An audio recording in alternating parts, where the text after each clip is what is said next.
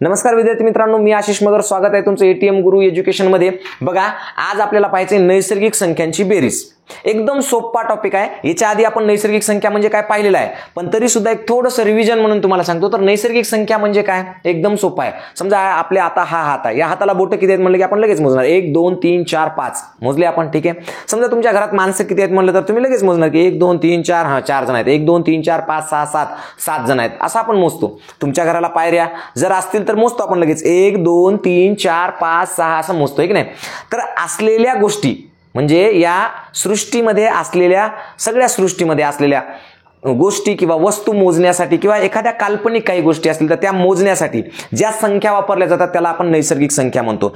जसं की एखादी आता आकाशातले चांदण्या वगैरे आहेत, आपल्याला मोजायच्यात। मग आपण रात्री समजा मस्तपैकी छान आता पत्रावर झोपलेले आहेत किंवा स्लॅपवर झोपलेत किंवा असं बाहेर मैदानामध्ये आहेत तुम्ही आणि आकाशातल्या चांदण्या किंवा तारे पाहतायत तुम्ही आणि मोजतायत की 1 2 3 4 5 6 7 मोजता येतील का? त्या अनंत आहेत, मोजता येत नाहीत शेवटपर्यंत। मग त्यांनाच आपण काय म्हणतो, नैसर्गिक संख्या, की ज्याची सुरुवात कुठून होते तर 1 पासून होते। नैसर्गिक संख्यांची सुरुवात कुठून होते, 1 पासून होते आणि शेवट सांगताच येत नाही। का सांगता येत नाही? कारण समजा आपल्याला असं वाटलं की बाबा 1 कोटी 10 कोटी 50 कोटी त्याच्यामध्ये पुन्हा अधिक 1 केला की त्याच्यापेक्षा ती संख्या वाढणार, म्हणजे शेवट सांगता येत नाही आणि ज्याची सुरुवात 1 पासून होते अशा संख्यांना आपण काय म्हणतो, नैसर्गिक संख्या। हे आपण एकदम डिटेल्स मध्ये पाहिलेलं आहे। या नैसर्गिक संख्यांनाच आपण आणखी एक शब्द दिला होता, मोज संख्या। काय म्हटलं होतं, मोज संख्या।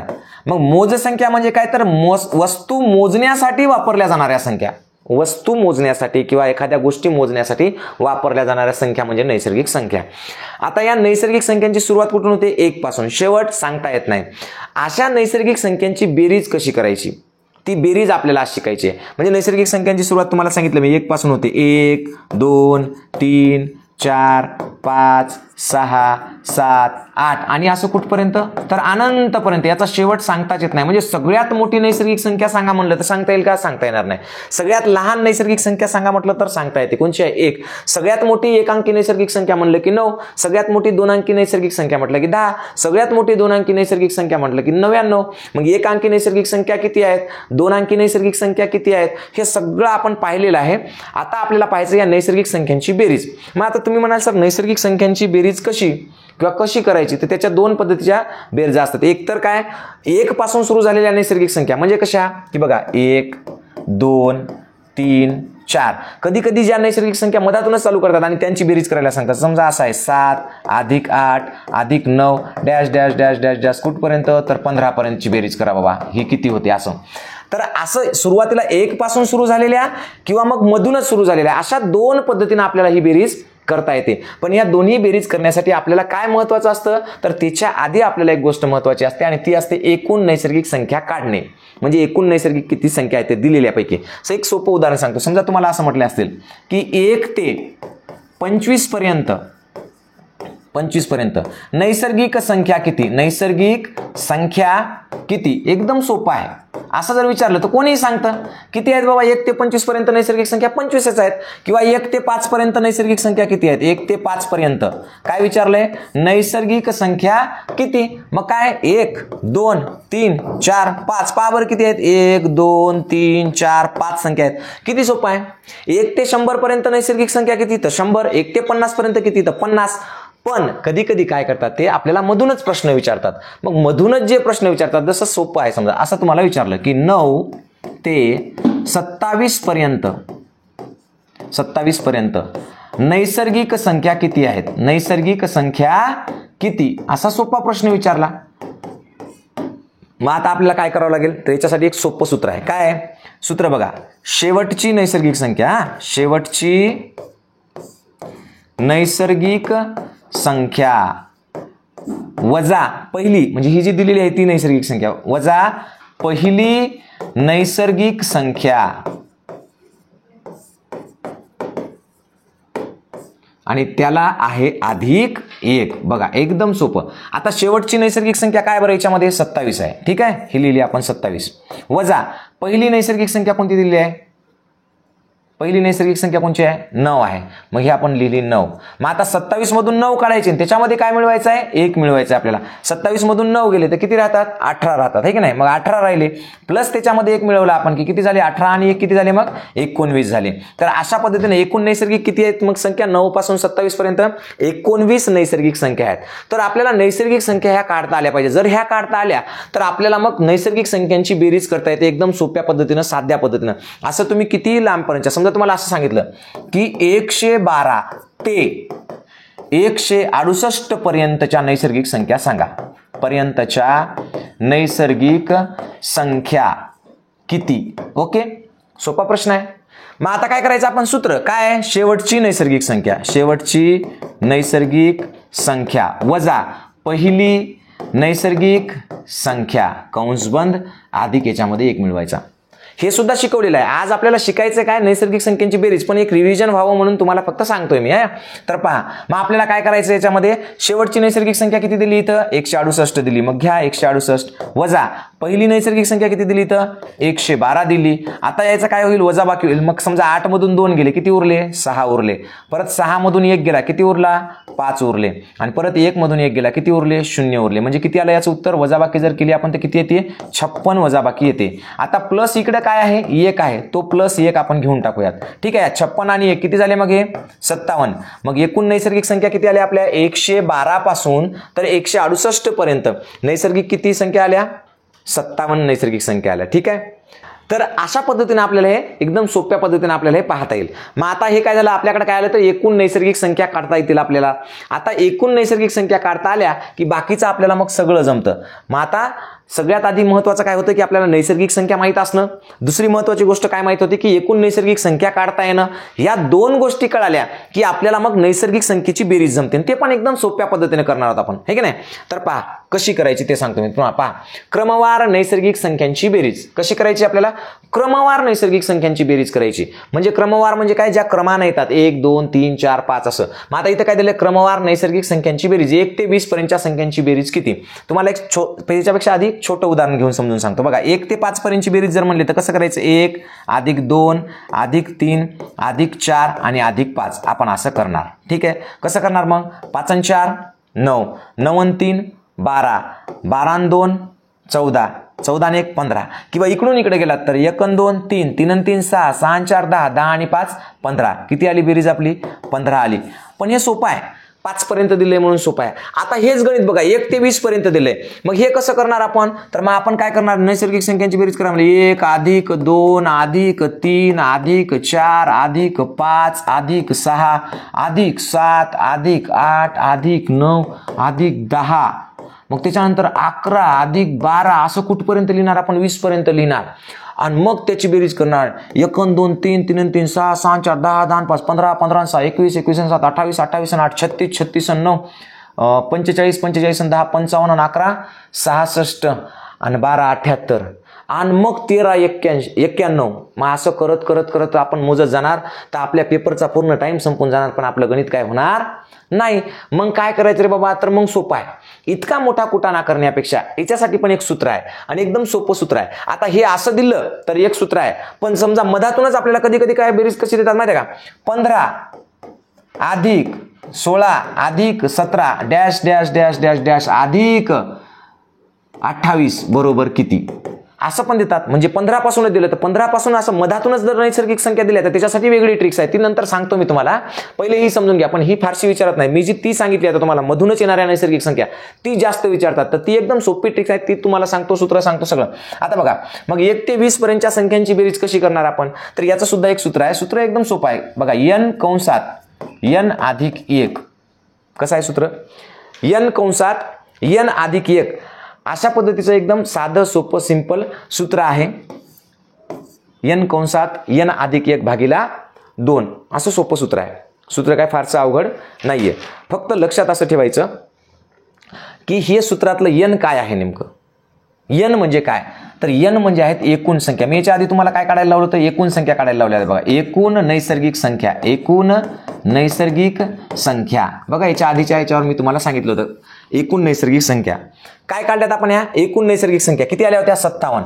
म्हणजे आधी आपल्याला काय काढावं लागणार? जर आपल्याला हे सूत्र वापरायचं असेल n कंसात n अधिक 1/2 हे जर सूत्र वापरायचं असेल तर आपल्याला आधी n माहित असणं गरजेचं आहे. म्हणजे एकूण नैसर्गिक संख्या. मग आता 1 ते 20 पर्यंतच्या संख्यांची जर बेरीज करायची असेल तर एकूण नैसर्गिक संख्या किती झाल्या? 1 ते 20 पर्यंतच्या 20 झाल्या. एकूण नैसर्गिक संख्या किती झाल्या? 20. मग आता n ची किंमत मिळाली आपल्याला. n बरोबर काय आलंय आपलं? n बरोबर 20 आलंय. मग सोपं आहे. n बरोबर 20. तर मग काय करायचं? n म्हणजे किती आहे? 20. मग त्याला काय करायचं? कंसामध्ये काय लिहिणार? 20 अधिक 1, कारण कंस जशाला तसा घेऊन टाकायचा आपण. n कंसात 20 अधिक 1 आणि त्याला भागिले किती केले? 2.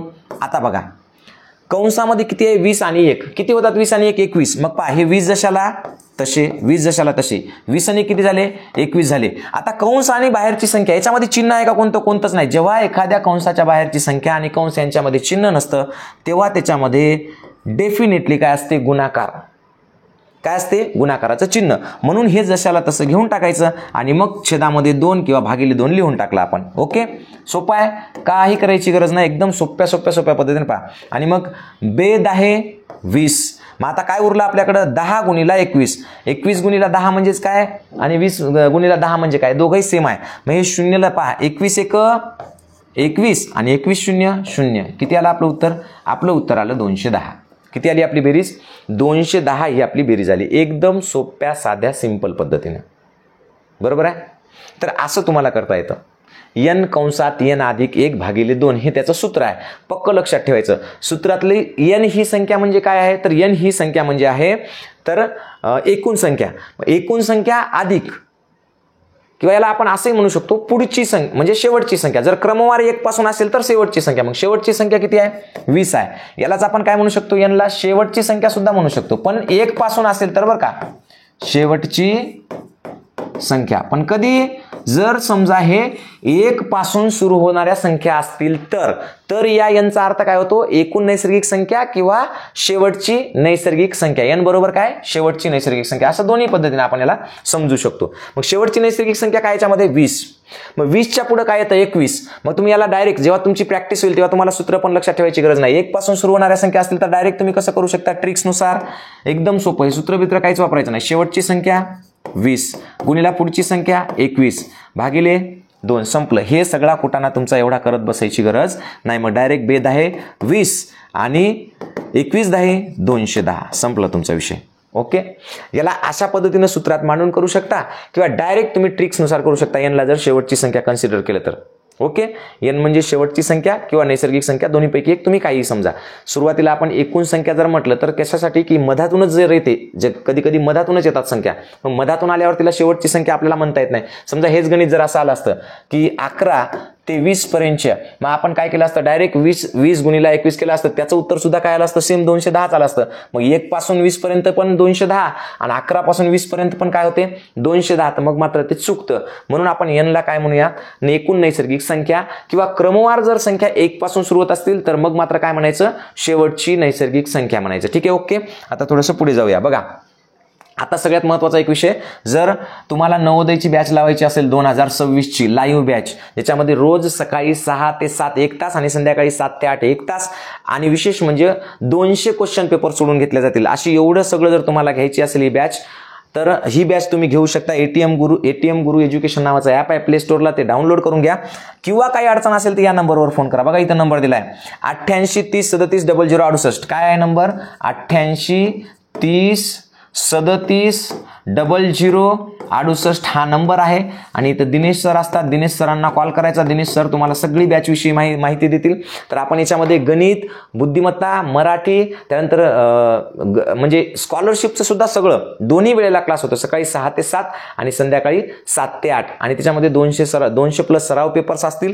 आणि ह्या सगळ्या गोष्टी तुम्हाला तुमच्या अत्यंत कमी पैशामध्ये, अत्यंत कमी म्हणजे तुम्ही विचार पण करणार, तुमच्या मोबाईलच्या रिचार्जला सुद्धा जास्त पैसे लागतील, इतक्या कमी पैशामध्ये हे सगळं आहे. अगदी नगण्य पैशात आहे आणि खूप चांगल्या पद्धतीने आहे. आपण एक तो उपक्रम म्हणून करतो. म्हणून जर तुम्हाला ही बॅच पाहिजे असेल तर 88 30 37 0068 या नंबरवर दिनेश सरांना कॉल करा. ठीक आहे. ओके, आता थोडंसं पुढे जाऊयात. बघा आता काय, मधूनच सुरू होणाऱ्या क्रमवार नैसर्गिक संख्यांची बेरीज. आता आपण याच्या आधी काय पाहिलं होतं? 1 पासून सुरू होणार आहे, म्हणजे 1 अधिक 2 अधिक 3 अधिक 4 अधिक 5 अधिक 6 अशी बेरीज आपण पाहिली होती.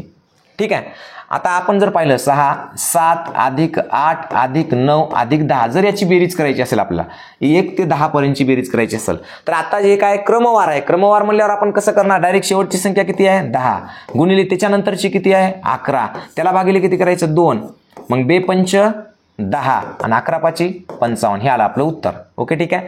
डायरेक्ट जर सूत्रानुसार आपण केलं तर कारण 1 पासून सुरू झालेल्या संख्या आहे. पण आपल्याला असं गणित नाही येतं. आपल्याला समजा असं आलं की इथपासून पुढे झालं हे आलंच नाही एवढं, फक्त 6 पासूनच पुढे आलं. 6 अधिक 7 अधिक 8 अधिक 9 अधिक 10 बरोबर किती, बरोबर किती. मग काय करणार, मग आपण 1 ते 10 ची आधी बेरीज करणार 55, मग 1 ते 5 ची करणार का 5 आणि 4 9 9 आणि 3 12 12 13 14 आणि 1 15 म्हणजे पहा 1 आणि 2 3 3 आणि 3 6 आणि 4 10 आणि 5 15. मग 55 मधून 15 वजा करणार का आपण 5 मधून 5 गेले 0 5 मधून 1 गेला 4 आणि मग त्याची बेरीज येते 40. असं करणार का नाही, कारण हे छोटं आहे म्हणून असं जमलं. पण आपल्याला जेव्हा डायरेक्ट येतं ना, डायरेक्ट आपल्याला असं येतं 6 अधिक 7 अधिक 8 अधिक dash dash dash dash dash dash अधिक 58 बरोबर किती. म्हणजे आता काय करायचं आपल्याला 6 पासून पार 58 पर्यंत. किंवा मग काय येतं गणित कधी कधी 102 अधिक 103 अधिक dash dash dash dash dash अधिक 178 बरोबर किती. अशा पद्धतीने येतं. जर मग हे असं झालं तर आपण कसं उत्तर देणार मग याचं, आपण पहिल्यांदा 178 पर्यंत काढणार मग त्याच्यातून 101 वजा करणार का, तर नाही असं करायचं नाही. याच्यासाठी एकदम साधी सोपी सिंपल एक सूत्र आहे, ट्रिक्स म्हणूया किंवा सूत्र म्हणूया. बघा आता आपल्याला उत्तर तर माहितच आहे काय येणार आहे ते पहा. 6 आणि 7 किंवा असं म्हणा 10 9 19 19 आणि 8 27 27 आणि 7 34 आणि 6 40. उत्तर तर आपलं 40 येणार माहित आहे. आता त्या ट्रिक्सनुसार पाहू आपलं कसं उत्तर येतं. काय करायचं, एकूण संख्या किती आहे त्या पहिल्यांदा पाहायचं. एकूण नैसर्गिक संख्या किती आहेत 1 2 3 4 5. एकूण नैसर्गिक संख्या किती आहेत 5 नैसर्गिक संख्या आहेत. बरोबर आहे, किती आहेत 5 नैसर्गिक संख्या आहेत. मग ह्या नैसर्गिक संख्या किती आहेत 5. बघा 5 आहेत. ठीक आहे. मग कंसामध्ये पहिली नैसर्गिक संख्या किती आहे 6 अधिक दुसरी नैसर्गिक संख्या किती आहे 10. ओके काय 10 आणि मग त्याला भागिले काय करा 2. असं केलं तरी ते का पहा बरं. आता पहा 10 आणि 6 किती झाले 16 गुणिले 5 भागिले 2. पहा सोपं आहे, एकदम सोपं आहे. मी तुम्हाला नंतर सूत्र सांगतो, आधी सोडून दाखवतो. पहा 16 पंचे किती झाले 80 किंवा एवढा मोठा भागा गुणाकार करण्यापेक्षा 2 8 किती आले 16 आणि मग 8 गुणिले 5 किती झाले 40. बघा याचे उत्तर काय आलं 40 आलं. याच्यावरून आपल्याला सूत्र तयार करते की काय भानगड आहे बा. इथं काय घेतलं होतं आपण, इथं घेतलं होतं आपण एकूण नैसर्गिक संख्या, एकूण नैसर्गिक संख्या. ओके इथं काय घेतलं होतं दिलेली पहिली नैसर्गिक संख्या, इथं काय घेतलं होतं शेवटची नैसर्गिक संख्या, शेवटची नैसर्गिक संख्या आणि याला काय केलं होतं 2 नी भागितलं होतं. मग सूत्र एकदम बेस्ट तयार होते. बघा सूत्र तुम्हाला सांगतो कसं तयार झालं सूत्र. आता हे गणित तर पाहिलं तुम्ही. आता सुरुवातीला काय घेतलं होतं आपण एकूण नैसर्गिक संख्या. मग एकूण नैसर्गिक संख्येसाठी आपण घेऊया n. जसं की आधीच्या बोर्डवर पाहिलं आपण एकूण नैसर्गिक संख्या काढण्याची पद्धत सुद्धा पाहिली की शेवटची नैसर्गिक संख्या वजा पहिली नैसर्गिक संख्या अधिक 1 त्याच्यातून आपल्याला एकूण नैसर्गिक संख्या मिळतात. मग n मग एकूण नैसर्गिक संख्या म्हणजे काय पकडू आपण n पकडू. ठीक आहे हे झालं n कंसात t1 प्लस t2. आता t1 आणि t2 म्हणजे काय, तर t1 म्हणजे पहिली नैसर्गिक संख्या आणि t2 म्हणजे काय तर शेवटची नैसर्गिक संख्या. मग याच्यानुसार हे सूत्र तयार होतं. बघा सूत्र एकदम सोपं आहे, काही अवघड नाही. याचं फक्त काय लक्षात असलं पाहिजे n म्हणजे एकूण नैसर्गिक संख्या. t1 म्हणजे काय तर t1 म्हणजे पहिली दिलेल्या गणितातली पहिली नैसर्गिक संख्या, पहिली नैसर्गिक संख्या. आणि t2 म्हणजे काय, t2 म्हणजे शेवटची नैसर्गिक संख्या. अशा पद्धतीने तुम्हाला हे गणित अगदी सोप्या पद्धतीने करता येते. सोप्या पद्धतीने हे छोटे छोटे असे सूत्र असतात, याच्यावर आपण भरपूर अशी प्रॅक्टिस घेत असतो आणि भरपूर प्रॅक्टिस एका दिवशी 20-20 30-30 उदाहरणं तुम्हाला होमवर्कला सुद्धा देत असतो. जेव्हा तुम्ही हे करता तेव्हा आपलं कधीही चुकत नाही, आपण परफेक्ट पद्धतीने घेत असतो, एकदम परफेक्ट पद्धतीने. आता हे फक्त युट्यूबसाठी व्हिडिओ होता म्हणून छोटासा बनवला, याच्यावर आपण प्रॅक्टिस नाही घेतली, फक्त तुम्हाला सांगितलं की आपण असं शिकवतो. जर तुम्हाला माझी शिकवण्याची पद्धत आवडली असेल तर निश्चितपणे नवोदय 2026 ची बॅच चालू झालेली आहे. या बॅचमध्ये जॉईन व्हा. मी फार मोठी किंवा जास्त मुलं घेत नसतो, मोजक्या काही सीट्स म्हणजे मोजक्या जागा असतील शिल्लक तर तुम्ही काय करा ताबडतोब 88 30 37 0068 या नंबरवर दिनेश सरांना कॉल करा आणि तुमचं ॲडमिशन पक्क करून ठेवा. कारण बॅच पुढे गेल्यानंतर मग नंतर फायदा फायदा होणार नाही. याचा सगळ्यात महत्त्वाचा एक फायदा काय माहिती आहे का, की तुमची लेकरं उन्हाळाभर एंगेज असतील. तुमच्या लेकरांना उन्हाळाभर अभ्यास कर म्हणून सांगायची गरज नाही. तुमच्या मुलांना फक्त अभ्यासच नाही तर तुमच्या मुलांना संस्कार किंवा त्यांचं वागणं बोलणं या प्रत्येक गोष्टीमध्ये त्याचा फरक पडणार आहे. तुमच्या मुलाचा मोबाईल सुटणार आहे. तुमच्या मुलाच्या बऱ्याचशा गोष्टी अशा असतील की तुम्ही अपेक्षेपेक्षा जास्त त्याच्यामध्ये बदल घडवून आणण्याची जिम्मेदारी माझी असेल आणि ती येईल. कारण यापूर्वी जेवढे काही लोक आहेत त्यांच्या जर तुम्ही हे पाहिले असतील कमेंट्स किंवा त्यांनी जे फीडबॅक दिलेला आहे तो इतका सुंदर आहे की अक्षरशः आई वडील सुद्धा म्हणतात की आमच्या मुलामध्ये इतक्या कमी कालावधीत 1 7 ते 8 दिवसामध्ये खूप चांगला फरक पडलाय. मुलं स्वतः उठतात, स्वतः तयार होतात क्लाससाठी, सगळ्या गोष्टी. तर त्या सगळ्या गोष्टी आपण करून घेत असतो. म्हणून 88 30 37 0068 या नंबरवर कॉल करा आणि दिनेश सरांशी बोलून एटीएम गुरु एज्युकेशन ॲपमध्ये आताच तुम्ही तुमचा सहभाग नोंदवा. एवढं बोलतो आणि थांबतो. धन्यवाद.